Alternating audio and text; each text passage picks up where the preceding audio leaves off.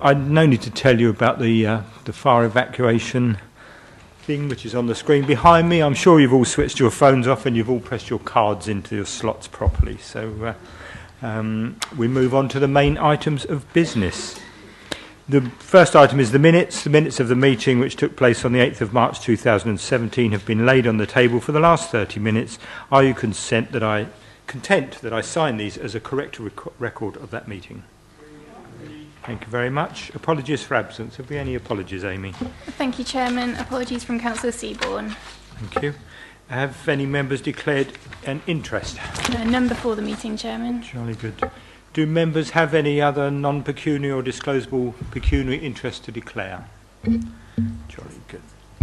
Oh, sorry, Councillor Townsend. Can I just declare that I'm a member of the Cranley Parish Council Planning Committee? Thank you. Have there been any questions received from members of the public, Amy? Thank you, Chairman. None received. Thank you. Item 5, relevant updates. Peter, I believe you have something you wish to talk to us about. Yes, thank you, Chairman. I just have one update for members to make regarding the Council's housing land supply position. I thought it was important to raise it in front of the committee, but you would have received correspondence from Elizabeth Sims about it. But it follows the recent appeal decisions now relating to both the Waverley Works site in Elsted and also Backward Point site in Newhurst, where the inspector concluded that the council was unable to demonstrate an adequate supply of housing to meet its need. I just thought I'd just highlight for the committee, because it's material, there's sort of two primary reasons for this. Is highlighted a need to identify a 20% buffer over and above the identified requirements of housing, whereas previously we put forward a case that only a 5% buffer was required. The inspector considered it was required as it was concluded that the council has persistently under-delivered against its need. The second reason that was sort of highlighted, particularly in the Newhurst decision, is that the inspector concluded that the council should take a more cautious approach to estimating when new homes will be delivered, so permitted schemes, how quickly they will build them on site, and they've questioned the speed of delivery on that basis. So although the council's housing land supply assessment will be updated in the sort of annual sort of monitoring of that, it's unlikely at this time we'll be able to demonstrate a 5-year supply. This, of course, will then be a starting point of considering the weight we give to local plan policies, whether they're out of date, and going forward, and the starting point of assessment of future applications for housing on various sites.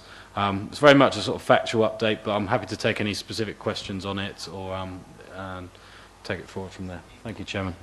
Thank you, Peter. Does anybody? Yes, Councillor Ellis. Excuse me for my ignorance. Do I assume from that we will only meet our housing supply demands when the properties are ready for inhabitants or people to move into?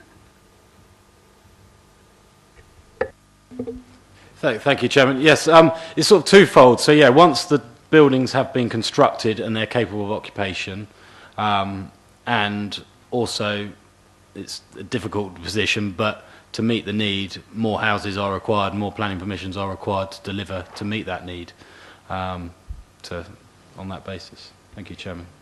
Thank you. Councillor Wojciechowski. Yes, thank you, Chairman.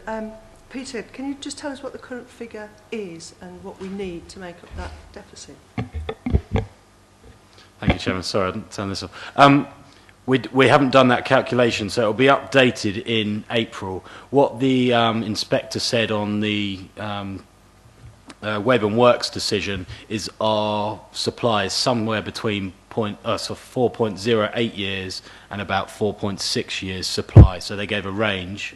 What we will now do as part of our update is look at that, but that will come throughout April by colleagues within the policy team to update our sort of exact position, applying that 20% buffer, and we will revisit some of the delivery rates as well. So we haven't got a specific date when that will be published, but I would have thought by the next time we come around to committees, which are in May, you will have an updated position, so you know what we consider our position to be based on what the inspector said.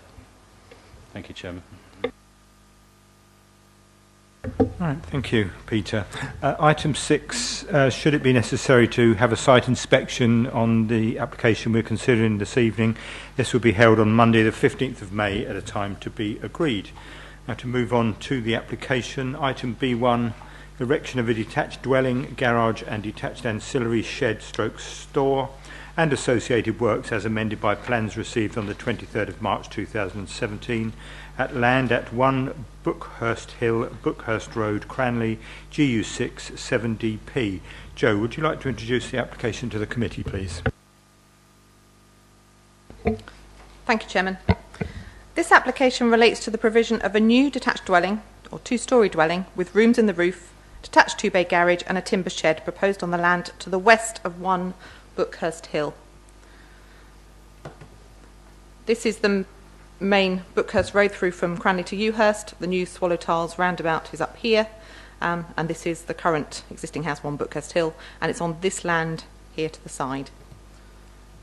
And there's the block plan showing the detached garage and the proposed building. The site lies outside of the developed area of Cranley, wholly within the countryside beyond the Greenbelt. Immediately to the rear of the site lies Swallowhurst, a recent development built on the former Swallow Tiles site. The row of relatively traditional two-storey cottages immediately to the east of the site, that's along this part here, characteristically front the road and gently increase in ridge heights as the land rises from the west towards the east, towards the new roundabout. Sorry, from the east to the west. The site itself is on elevated ground set above 1 Bookhurst Hill, and the land continues to rise within the site itself. Planning permission has also been granted for a large detached dwelling on land to the west of the site, up here, which is on even further higher land, although this has not yet been built. Members will recall that planning permission was previously granted for a single residential unit on this site under planning reference WA 2015-0345. This permission remains extant. The principle of a residential dwelling on this site has therefore already been established, as has the use of the access, the provision of the detached double garage, the associated hard standing and the provision of the timber shed to the rear of the site, which is down here. Both the previous scheme and the current one indicate a building set into the levels of the site. This application differs from the previous consent in relation to the detailed design and the size and height of the proposed building. This application would have a ridge height 0.74 metres higher than the approved scheme. It would be 1 metre deeper and 1.5 metres wider. The submitted plans also indicate the provision of accommodation within the roof space, served by roof lights on the front elevation. The building would be rendered or finished in facing brickwork at ground floor, with a clay-tiled roof and hanging tiles to the first floor elevation.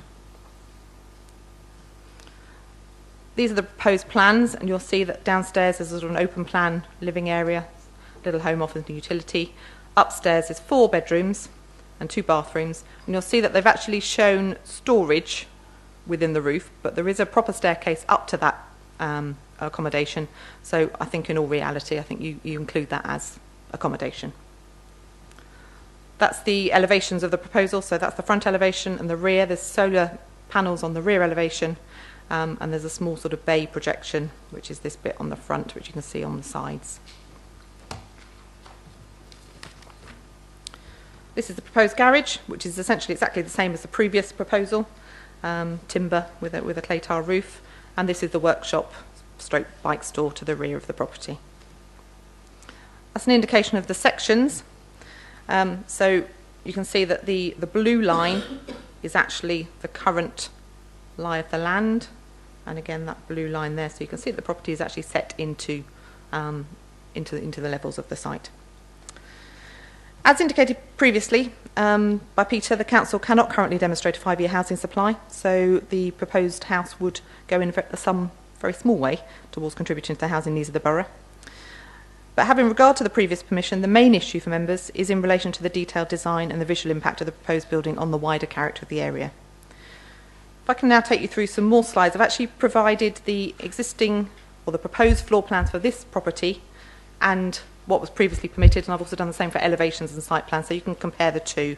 I would just say that because we're taking these drawings from different documents, you can't necessarily compare the scale but you can see obviously they're not directly comparable in terms of scale. I'll come back to this one because this one you can.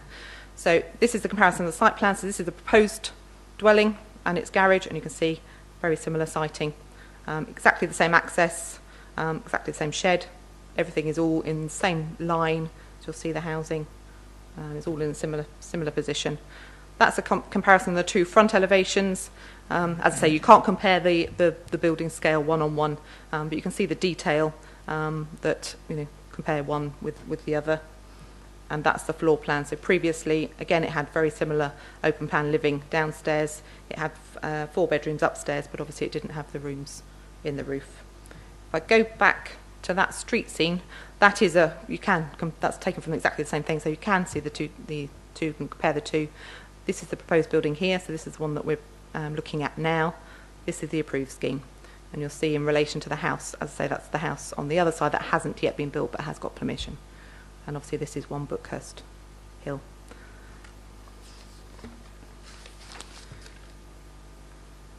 I'll turn you to some photographs that I've taken. So this is the site up here. So this is taken from the Ewhurst Way, approaching the roundabout, and it's the site up in here. This is taken from the entrance, so you can see that the land is continuing to slope up in that direction. That's looking back from the top of the site, looking back towards the existing house. So again, you can see that it's at a significantly lower level, and that's some garage buildings at the back of that property there. That's looking back up towards the fence line with the proposed house that hasn't been, or the new house that hasn't been built in the ground behind. And this is a little brick building that is remaining on site. It's a little timber store. If I can now turn to the update sheet. The applicant has provided an updated tree report and an amended tree protection plan showing the increased footprint size of the proposed dwelling, the details of which have been considered by the Council's Tree and Landscape Officer, and he raises no objections. The description of the development should therefore be amended to include reference to the amended plans and the Borough Cultural Report, which was received on the 24th of March. The Council's Environmental Health Officer has confirmed the refuse and recycling requirements, which can easily be accommodated on the site, and the Forestry Commission have referred to their standing advice. One further update is that it would be prudent to impose a condition requiring the submission of boundary details, as these are not shown on the submitted plans, particularly in between the two properties that obviously aren't shown currently. The application is therefore recommended for approval, with the description amended to include reference to the amended tree protection plan and arboricultural report received on the 24th of March, and the amended condition 1 to include reference to the amended tree protection plans, as set out on your update sheet. Conditions 2 to 12 are set out on the agenda, together with an additional condition 13 requiring the submission of boundary treatments, and informatives 1 to 4, as set out on the agendas on pages 27 to 31. Thank you, Chairman. Thank you, Joe. Members, I open it up to you. No comment. Councillor Band. Thank you, Chairman. Well, I'm not sure I like it, but I don't see I can find any sensible grounds in planning terms for actually refusing. So I think it would be difficult to sustain a refusal, especially in light in the larger property further up the hill. So when you're looking at comparing it between the houses either side, the fact this one is slightly larger than the one that's already got planning consent, I think, although it is bigger, I don't think we could, I personally don't believe we could sustain an objection on those grounds. My concern, if anything, is, as Joe has said, you know, those 2 storage rooms in the roof are about to become 2 more bedrooms. So in reality, I doubt if there's anything we can do about it. Maybe officers could advise, but it looks as if it's slightly going to become a 6-bedroom property. I don't think there's anything we can do to actually restrict the use of what is in the roof. If there was, then I would be interested in seeing that written in somehow or other. But I rather suspect we may not get very far. So that would be my only comment. I think you know, we're faced with it. It's dug into the ground. It is between a smaller property of the existing house and a bigger property which has already got consent on the other side. So from the street scene, the impact on the street scene, I suspect we can't do much about it. But so I perhaps will, unless I hear to the contrary, will perhaps just support the officer's recommendation. reluctantly, I have to say. Thank you, officers. Did you wish to comment on that before I move on? No, only to say that we've put on condition 12. Obviously we replicated the conditions on the previous permission, but we did actually put condition 12 that no dormer windows or other openings shall be put in the roof or within the first floor elevation, or the eastern or western elevations, because we appreciate, but we are where we are. So, yeah. Thank you. Councillor Vorojewski. Yeah, thank you, Chairman. Councillor Band is absolutely right.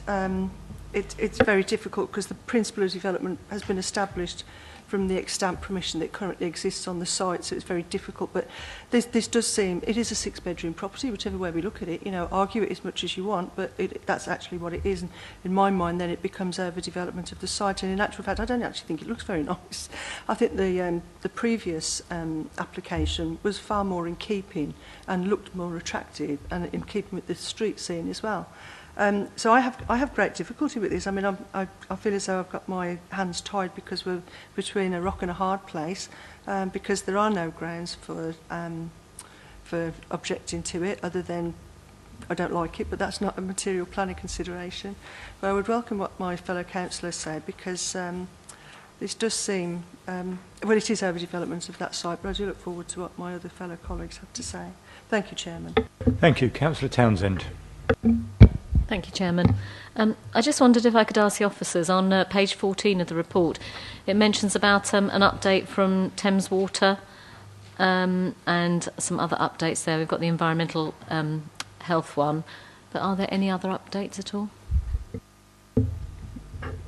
Was that a shake of the head, Jo? It was, yes. Yeah. No, we haven't any others. Sorry. Thank you. Like Councillor Vorojewski, I'm disappointed with the new look of the property. I just think that instead of it graduating down the bank, it's sort of almost the same height as the property proposed next door. I just would ask whether or not it is necessary to have those Velux windows perhaps in the front of the property at all. Jo, Peter?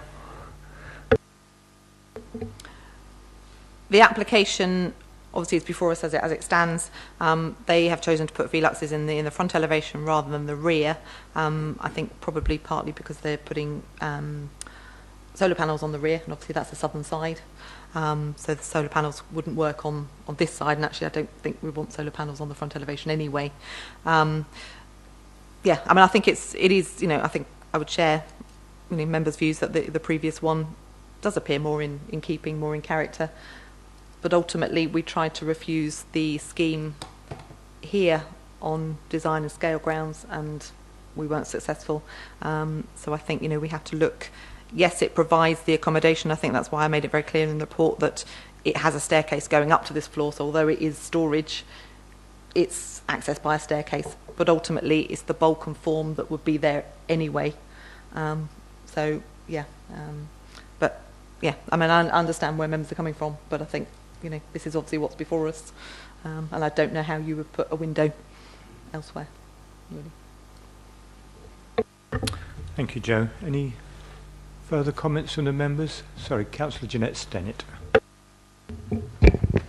I concur with Jo, Mary and Liz. It is a 3-storey, 6-bedroom house. Unfortunately, the house next to it, further up the hill, it gives you no idea as to scale because there's nothing there to look at. But having gone down to the Swallowhurst estate, just around the corner, is a 3-storey, 5 or 6-bedroom house, which will look very much similar to the largest of the houses on the top of the hill. So I really don't think that we can knock this back, because this isn't going to be bigger than what's already there. Thank you. Councillor Henry and then Councillor Gray. Thank you, Chairman. Yes, I can concur with my fellow members. It's a very unfortunate design, isn't it, with those Velux windows. However, a precedent has been set, permission has been given to do the build, but I do feel it's the design itself, to my mind, is harmful. I really don't like those Velux windows at all. I mean, compared to the previous design, that was very much in keeping with the Brookhurst street scene and the cottaginess of it. I think that with that array of windows on the front, it's to my mind, it's not very harmonious. Thank you. Councillor Gray. Thank you, Chairman. Yes, I make the same comment. I'm looking at the comparisons of the two schemes, the previous one and this one, on the elevation one. If we could just look at that briefly. Go back to that one, that one there. It's very obvious. I mean, the comments about the intrusion that's caused by those windows. The two questions is one, can we limit the use of that space by condition, and is there anything to stop the house next door having an equally, I was going to say obnoxious, but I don't think that's quite the right word, Velux window in their roof and extend it so that, and encouraged by approving this one. So could the officers comment on that? One is, can we limit the use for the top to in any way, and can they confirm that the house next door will not go the same way? Peter. Thank you, Chairman. Thank you, Councillor Gray.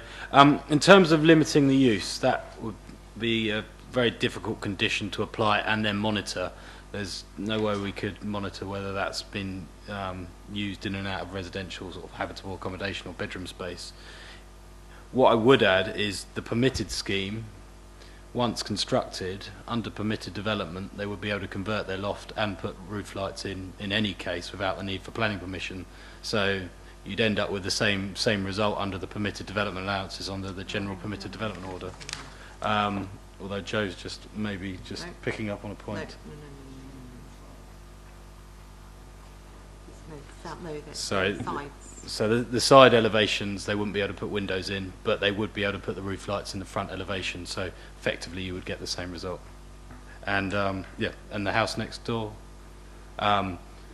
it's a shallower pitch, it's a different form, but we haven't got the conditions in front of us. We can provide that back to them, but potentially they could do something under permitted development as well. Thank you, Chairman. Councillor Gray, did you wish to come back? Yeah, it was just the point that if we've restricted roof on the other house, then it would be more in keeping for us to turn this down on the basis of the Velux windows in the roof, because I think everyone's made the comment. It's slightly bigger. It's not really an issue. May not like it growing by a metre in all directions. That's quite a lot of an increase, but it's the Velux windows that basically move this one into the area that starts to become unacceptable. And I just feel frustrated that we can't say, do, or have any tools that could stop it, because it's not in keeping with the street. We've already lost the position on the house next door. I feel very sad that we can't make something slightly more attractive and remove those Velux windows. Joe, you wish to comment? Thank you. If I could just clarify, on the previous permission, so on this permission, we restrict windows in the eastern elevation, but we haven't restricted anything on the front elevation, so that's where they could put them in. In this one, and I am thinking from memory, but I think the roof pitch is a lot shallower. Obviously, the height is on the ends, and I think from memory this was a much shallower pitch, so I don't think there is the roof space in which to convert it. Whether you could do something at the end and the gables, I can't recall, but I think the middle, but of course this building is less visible in the street scene anyway. You view it from a different angle. So. Any further comments, members? Right, we move to the recommendation. The recommendation is that permission be granted subject to conditions 1 to 12 and the amendment to condition 1 as set out on the update sheet and the additional condition 13 regarding boundary details, and informatives 1 to 4 as set out on pages 26 to 31 of the agenda. May I have those in favour of the recommendation to grant?